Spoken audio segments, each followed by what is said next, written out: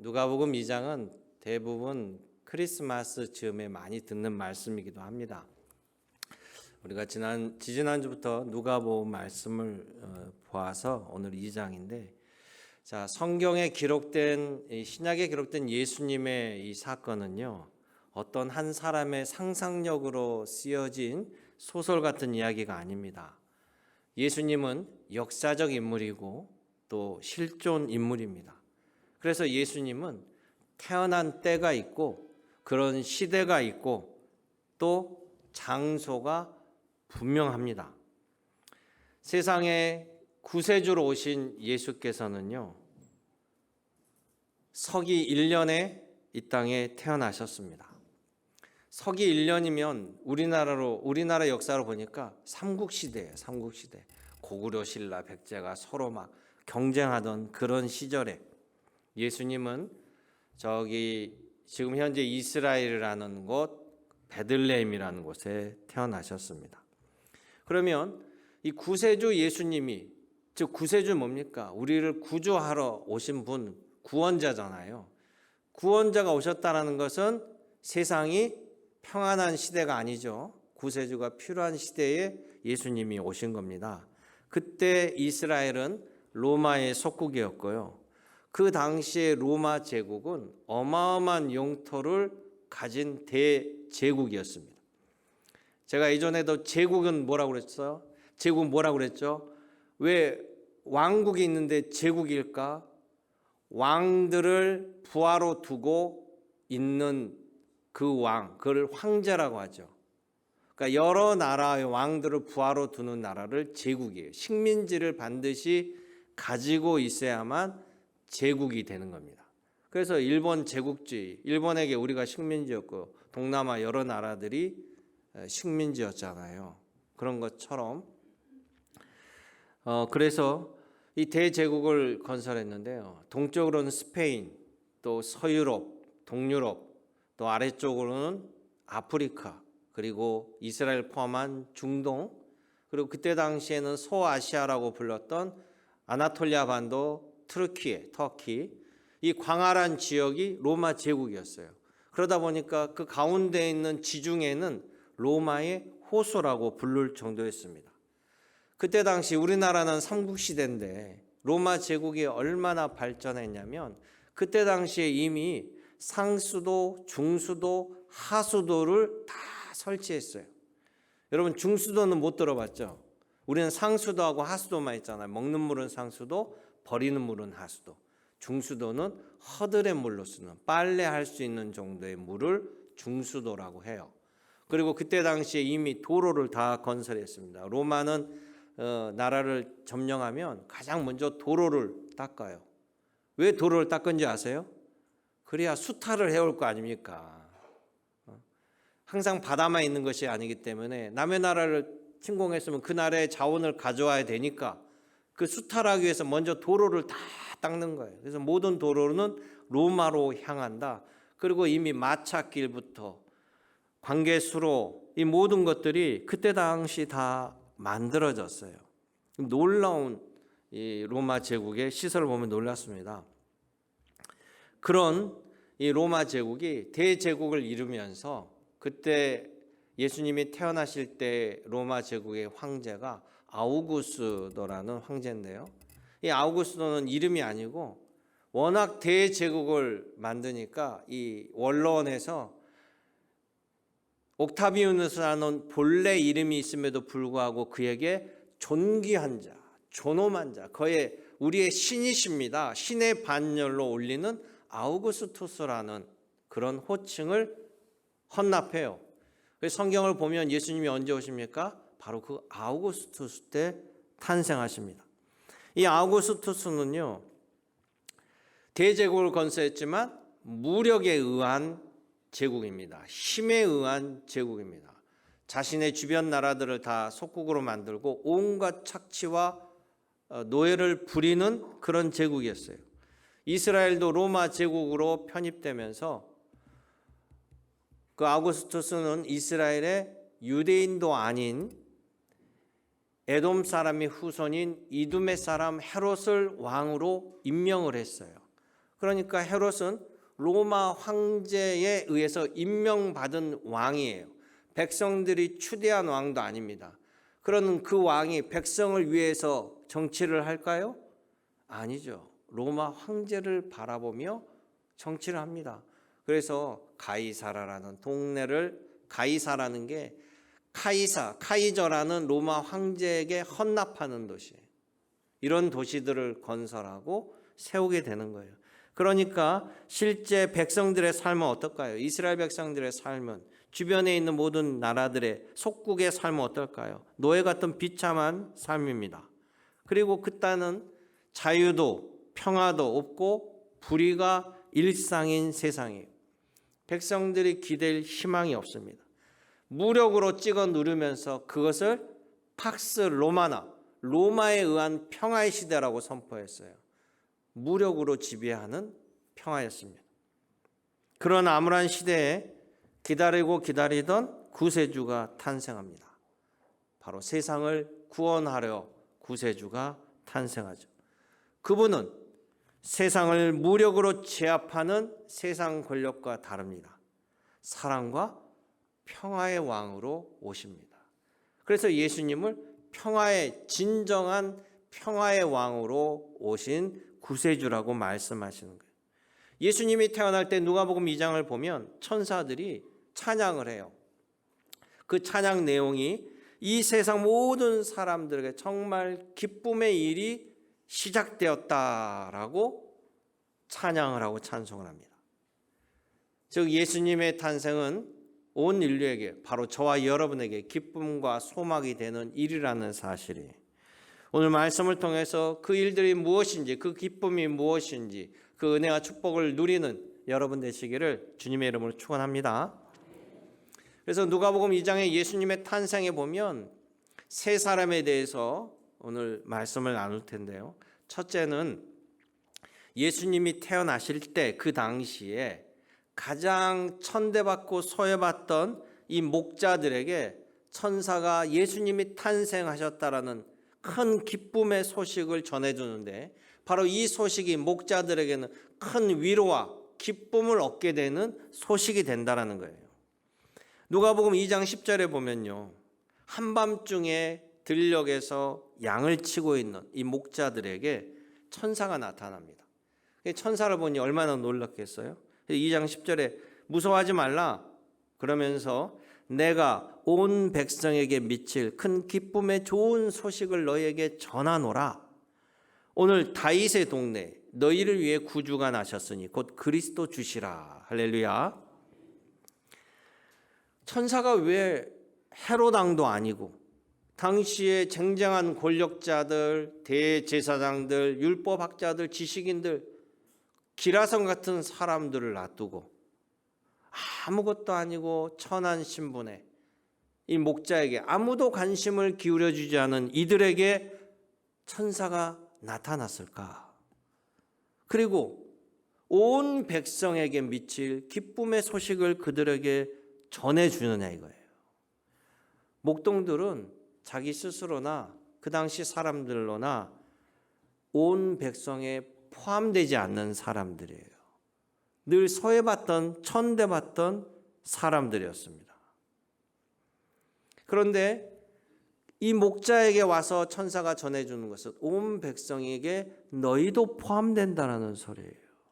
자, 우리 조상 대대로 기다리고 기다리던 구세주가 탄생하시는데 바로 너희 이 목자의 동네, 다윗의 동네가 베들레헴입니다. 이 베들레헴이 이 목자들의 동네예요. 너희의 동네에서 너에게 미칠 큰 기쁨의 구주가 태어나셨다라는 그 소식을 이들에게 들려준다는 겁니다. 이들이 들을 때 얼마나 할렐루야 하겠어요.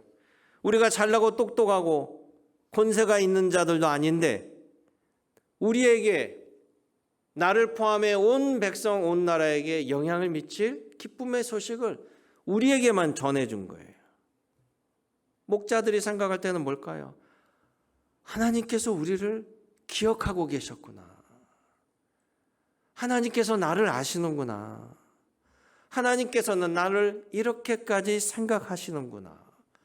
목자들은 내가 인정받았다는 그 기쁨이, 나를 알아준다라는 그 기쁨이 가슴에 가득 넘칠 거예요. 여러분, 나를 알아준다라는 그 기쁨이 얼마나 큰 기쁨입니까?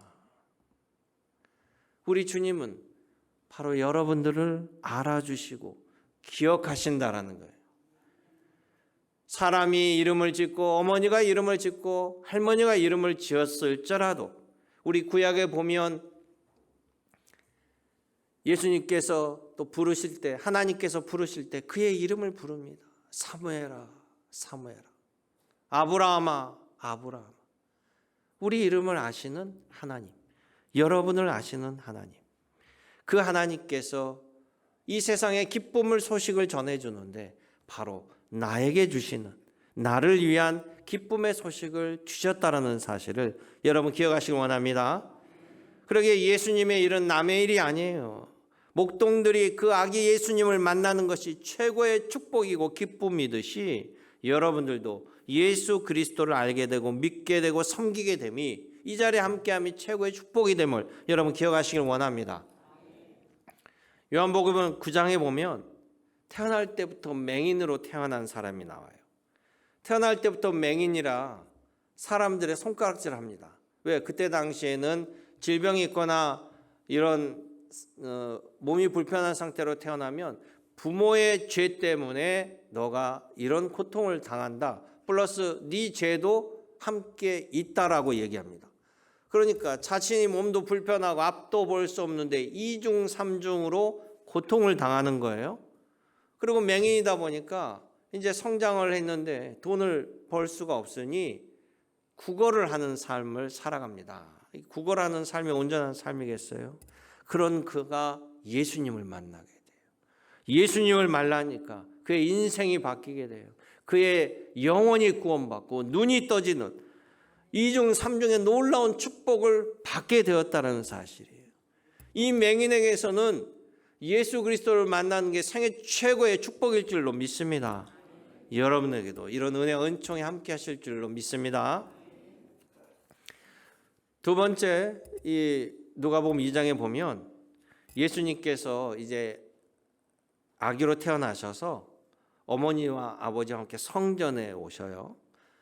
예루살렘 성전에 오시는데 구세주를 보기를 간절히 늘 바라고 원하고 기도하였던 시므온이라는 사람이 구주 예수님을 그때 만나게 되고 아기 예수님을 안아보는 영광을 얻게 된다는 거예요. 큰 기쁨을 누리게 됩니다. 여러분, 미나리라는 채소를 아시죠? 미나리 좋아하지 않으세요? 예전에 제 기억으로는 저희 집에 물이 하수구처럼 흘러나가는, 우리가 그때 뭐 또랑이라고 하나요? 집에서 이렇게 물이 나가는 그 입구 쪽에, 화단 쪽에 미나리가 자라고 있었어요. 그 연녹색으로 쫙 자라고 있었는데 그 물이 더럽잖아요. 시궁창물처럼. 근데 이 미나리가 쫙 자라니까 어느 어머니가 그걸 잘라가지고 요리를 하시는 거예요. 아무 더러운 데 자라는 거를 잘라서 요리를 하시더란 말이에요. 그래서 몸에 좋다는 거예요. 처음에는 이해가 안 갔습니다. 그게. 그런데 이 미나리가 알다시피 맑고 깨끗한 물에 자라는 것이 아니라 흙탕물에서 자라잖아요. 근데 이 미나리가 인간에게는 천연 해독제래요. 그래서 미나리에는 칼슘, 인, 철분 같은 이 무기물이 다량 함유되어 있어가지고 우리가 알게 모르게 중금속이 들어올 거 아니에요. 그럴 때 이 미나리를 먹으면 몸에 있는 이 중금속을 배출해주고 피를 맑게 준대요. 미나리 회사에서 협찬받은 거 아닙니다. 미나리가 그런 기능을 한다는 거예요. 그러니까 미나리는 더러운 환경에서 피어나지만 다른 사람의 피를 맑게 깨끗하게 정화해 주는 식물이었어요. 이런 미나리 같은 사람이 이 시대의 의인이고 등불이고 소망이 되는 사람이 아닐까. 아까 말한 것처럼 그 로마 제국 그 시대에 이 이스라엘도 불의의 시대예요. 폭정의 시대고, 헤롯 왕이 지 마음대로 제사장을 임명하고 마음에 안 들으면 잘라버리고, 그러니 권력의 기대려면 헤롯 왕에게 굽실거리는 사람만 제사장이 되는 시절이니 제사장들이 잘했다라면 예수님이 와서 수고했다라고 등 두드려 주지 이 독사의 자식들하고 예수님께서 혼내겠어요? 바로 그런 시절에 이 시므온이라는 사람은 성경에 보면 직업, 학별, 배경 제대로 나오지 않아요. 그는 이 불의한 시대에 타락한 유대 지도자들과 달리 성경에 뭐라고 되어 있냐면 시므온은 의롭고 경건하고 이스라엘의 위로를 기다리는 자다. 시므온이 그에게 늘 성령님이 함께 계셔서 그에게 말씀해 주시고 그를 이끌어 주신다. 여러분 대단하지 않아요? 세상에 흙탕물 같더라도 하나님을 앙망하고 경건하게 신앙생활하며 하나님의 나라를 위해서 이 땅에 하나님의 나라가 이루어지기 위해서 기도하고 간구하는 자에게 하나님께서 만나 주시고 은혜를 체험하게 하시고 그 응답을 주신다라는 거예요. 여러분 성령이 시므온과 함께 한다고 그랬는데요. 예수 그리스도 믿고 고백하는 자에게는 성령이 함께 합니다. 성령이 역사합니다. 이거는 예수님의 부활 승천 이후에 벌어진 일이에요. 예수께서 내가 아버지로 돌아가지만 내가 보혜사 성령을 너에게 보내노라 라고 하시면서 제자들에게 보혜사 성령을 받기 위해서 너희가 간절히 기도하라. 그래서 10일 후에 마가의 다락방에서 모두가 성령을 역사하죠. 그러니까 이제는 예수 그리스도를 믿고 고백하는 자에게는 성령이 임합니다. 그런데 그 전에는요, 구약 성경에 보면 그 전에는 선택적으로 성령이 임해요. 하나님이 들어 쓰시고 필요하실 때마다 임하는데 지금 이 시므온은 아기 예수님을 만나기도 전에 이미 성령이 그와 함께하는 사람이었다는 거예요. 그럼 어떤 사람인지 알겠죠? 근데 성령께서 지시를 하는데 뭐라고 하냐면 너가 죽기 전에 그리스도를 만나게 되리라 이런 예언을 받게 되고요. 또 예수님께서 성전에 오시는 그날 성령이 시므온을 성전으로 오게 만드는 거예요. 이걸 하나님의 섭리라고 합니다. 우리가 이 자리에 와 있는 것도 우연이 아니고 하나님의 섭리로 이끌림으로 함께 온다라는 사실이에요. 그래서 성전에 올라가서 누구를 보게 돼요? 아기 예수님을 만나고 안아보게 돼요. 이거 뭡니까? 하나님의 응답을 체험해 본 겁니다. 그동안 기다리고 하나님께 기도하였던 그 응답이 자기에게 임하고 하나님의 응답을 지금 아기 예수로 안아보고 체험하는 놀라운 역사가 일어난다는 거예요. 그러니 얼마나 종교적으로 얼마나 기쁘겠어요. 얼마나 즐겁지 아니하겠어요. 그래서 시몬은 아기 예수를 안으며 성경에 보면 하나님을 찬송한다, 찬양한다, 찬양하고 있어요. 바로 여러분들도 하나님 앞에 기도하며 경건한 마음으로 하나님께 간구할 때 이런 기쁨과 영광을 누리게 될 줄로 믿습니다. 하나님은 하나님의 사람들을 포기하지 않습니다. 하나님의 자녀를 지켜주셔요. 열왕기하 보면 엘리사 선지자가 있습니다. 엘리사 선지자의 스승은 엘리야 선지자고 엘리야 선지자는 가장 악독하였던 아합 왕과와 싸웠던 사람이에요. 그 연장선상에 엘리사가 있는데요. 이 엘리사는 기도의 사람이었고 하나님의 성령이 함께한 사람이었어요. 옆에 아람 나라가 이 이스라엘을 무너뜨리려고 침공을 하는데 그때마다 번번이 이스라엘이 그 길목을 막아댑니다. 정보가 센 거예요. 아람에서 볼 때는 도대체 누가 정보를 빼돌리는 거냐라고 봤더니 이 엘리사 기도하는 선지자가 기도를 통해서 그들의 움직임을 감지하고 또 하나님이 역사하셔서 번번이 막아댑니다. 그러니까 이 아람 나라가 저 엘리사 선지자를 제거하지 않고서는 우리가 목적을 달성할 수 없다. 그리고 요즘 말로 하면 특공대를 보내는 거예요. 엘리사 선지자를 죽이고자 엘리사 선지자의 동네 특공대를 보내는데 게하시라는 그 시종은 그 아람 군대를 보고 발발 떠는데 기도하는 엘리사 선지자는 뭐라고 하니까 태연한 얼굴로 두려움이 전혀 없어요. 선지자여 어떻게 두렵지 않습니까? 라고 물으니까 저 위를 봐라. 하늘의 천군 천사가 우리를 지키고 있지 않느냐. 엘리사가 기도해 주니까 이 시종의 눈이 열려서 그 천군 천사가 불병거를 타고 지켜주는, 그리고 결국 그들을 물리치는 모든 것을 보게 하였습니다. 사랑하는 성도 여러분, 하나님은 여러분을 사랑하십니다. 죽기까지 사랑하십니다. 그러니 여러분들을 지키시고 보호하시고 은혜 내려주신다라는 사실, 여러분 기도를 통해서 응답으로 체험받고 더욱 하나님께 영광 돌리는 여러분 되시길 원합니다. 마지막 세 번째는요, 예수님의 탄생은 그 당시에 늘 주야로 금식하며 기도하는 84세라는 이 안나 여선지자가 예수님을 만나게 되고 또 세상에 그리스도를 전하게 되는 큰 기쁨을 얻게 됐다는 거예요. 우리 예전에 교회 보면 늘 권사님들이 교회 사시면서 늘 기도하시죠. 그런 모습을 많이 기억하고 있습니다. 누가복음 2장 37절에 보면 예수께서 태어나신 지 8일 만에 정결례를 행하여 율법에 의하여 성전에 올라가요.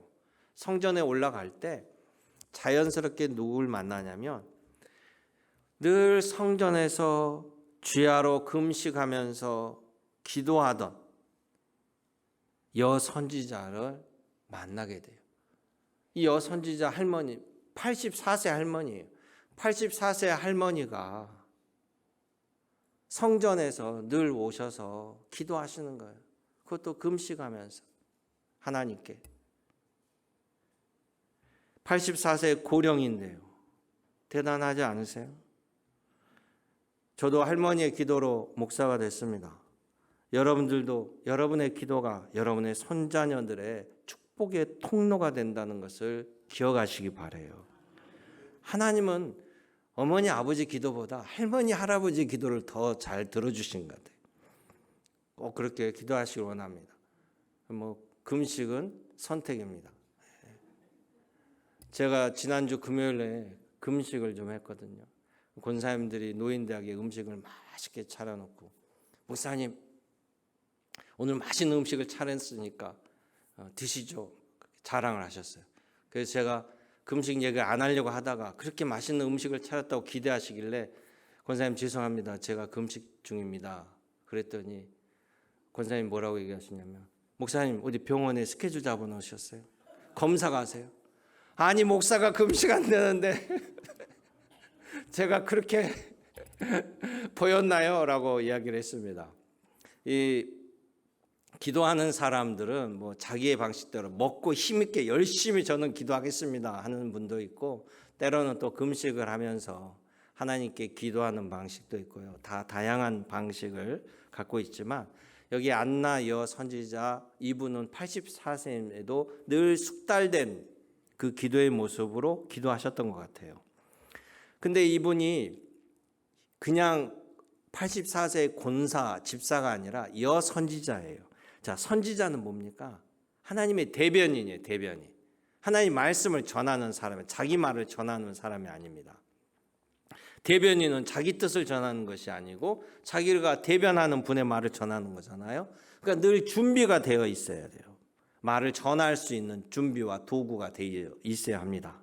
그러니까 이 안나 여 선지자도 늘 하나님의 말씀을 받기 위해서 이 땅에 이 백성들에게 하나님 말씀을 전하고자 늘 훈련하는 사람이에요. 그런데 그가 기도하는 가정 속에 예수 그리스도를 성전에서 만났다라는 사실입니다. 늘 기도하던 자리, 늘 하나님을 섬기는 자리에서 하나님의 말씀을 전하였던 이 선지자가 하나님의 아들로 오신 예수 그리스도를 만나게 되었다라는 거예요. 그 기도의 자리가 결코 헛되지 아니하였다라는 사실이고, 어떻게 보면 이 안나 여 선지자에게 하나님께서 마지막 임무를 주신 거예요. 그 마지막 임무는 뭡니까? 바로 그리스도를 전하라는 겁니다. 여러분, 종이 주인에게 인정받을 때, 주인이 나를 믿어줄 때 큰 기쁨과 보람을 누리지 않겠어요? 종으로 있는데 나만 쏙 빼고 다른 사람만 다 시켜. 그럼 뭐예요? 나는 인정받지 못했다라는 거예요. 그런데 이 안나 여 선지자는요, 84세임에도 불구하고 하나님께서 그에게 하나님의 말씀을, 증거를 전하라는 이 놀라운 역할을 주셨다는 겁니다. 28절에 보세요. 이 안나 여선지자는 이 아기 예수님을 만나고 38절에 보면, 누가 보면 38절에 하나님께 감사하고 예루살렘의 속량을 바라는, 예루살렘의 구원, 건져준 구세주를 바라는 모든 사람들에게 그에 대하여, 그가 누구죠? 예수님에 대하여 전하더라. 할렐루야. 그분은 84세이지만 선지자의 사명을 잊지 않았습니다. 특히 이스라엘의 구원을 바라고 속량을 바라는 유대인들에게 드디어 우리 시대에 바로 이곳에 구세주 예수님이 탄생하셨습니다. 구세주 예수님이 오셨습니다. 할렐루야. 이걸 선포하는 거예요. 얼마나 가슴 벅차고 큰 기쁨의 일입니까? 그러면서 그 마음속에 내 평생 주님을 섬겼는데 주님이 나를 가장 귀하게 여겨 주시는구나. 마지막까지 주님이 나를 들어 쓰심을 생각할 때 감사와 감격이 넘치라고 믿습니다. 여러분, 주 예수님께, 주 하나님께 헌신하는 자는요, 결코 헛수고가 아니고 그 은혜를 주님께서 갚는 자에게 만배로 채워주심을 기억하시길 원합니다. 동네에서 천대받던 막달라 마리아, 이 막달라 마리아는요, 예수님을 알게 되고 믿게 됩니다. 그리고 예수님 곁을 한 번도 떠나지 않습니다. 3년 동안 기쁜 데나 슬플 때나 예수님이 쫓겨나거나 고난받거나 기적의 모든 현장에 막달라 마리아가 함께 했습니다. 예수님의 말씀을 사모하고 예수님의 가르침대로 실천하며 예수님의 제자의 길을 따릅니다. 심지어는 12제자는, 한 제자는 예수님을 팔아버리고 11제자는 도망가버린 그 상황에서도 막달라 마리아는 예수님의 처형 그 자리에도 함께 했습니다. 심지어 예수님이 무덤에 묻힌 뒤에도 염을 하지 못했던 그 안타까움에 예수님의 무덤까지 함께합니다. 그리고 3일 뒤에 향품을 가지고 예수님의 무덤으로 찾아갑니다.